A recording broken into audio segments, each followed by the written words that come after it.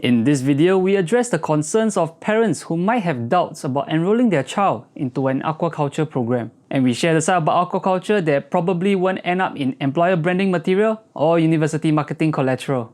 Let's hear from Dr. Susan Gibson-Kueh as she talks about employability in the aquaculture sector. People were telling me that parents in Singapore and Hong Kong and all these cities, they are very mindful because it is a big investment on their part to send their children to study a particular degree, and they want to know from the outset whether there's a career path. I wouldn't say that there's a lot of job in aquaculture on the market, but I think it is growing by leaps and bounds too. Like for instance, right, sometimes, for example, there is a lot of jobs for accountants. But at the same time, there are also a lot of accountants to compete with. And I feel that my strong point in these areas, right, there's not many of me to compete with. Usually, when I apply for a position that calls for the expertise that I have, right, I don't have much competition. Maybe that will change in the next several decades or several years or something. But some of the farms, right, are actually struggling to find people. And for example, one of the floating farms actually wanted to find staff to work on his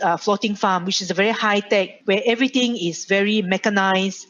There's a lot of technology in controlling water flow and all that. And actually, he was so keen on employing our graduates that he wanted even to chop those who have not graduated yet. So maybe you're already convinced that aquaculture is the next sunrise industry, or maybe even the next big thing. But before you enroll into an aquaculture diploma or degree program, perhaps it's better to hear from Dr. Susan on the less glamorous side of things. Just letting you know that this video is part of a two-part series on aquaculture. In the other video, Dr. Susan defines aquaculture, addresses some misconceptions, and talks about how it's related to food security. I'll leave the link to that video in the description. Alright, back to Dr. Susan. Fish do pee, by the way. People don't realize that actually I've been peed on by fish quite often. Every time I pick out the fish, I think some species worse than others. I noticed that when I was working with tilapia, every time I pick it up to do something to it, right, it pees on me. It's quite comical. So fish do pee, and freshwater fish, for example, pass out very dilute urine, whereas seawater fish pass out very concentrated urine. You may think, so what?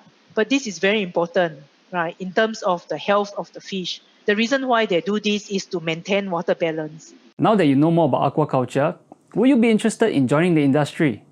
Let me know in the comments. Hey, thanks for taking the time to watch this video. If you found value in this video, please help me out by liking the video. And if you want more content like this, remember to subscribe. If you really want to show your support, you can turn on the notifications as well.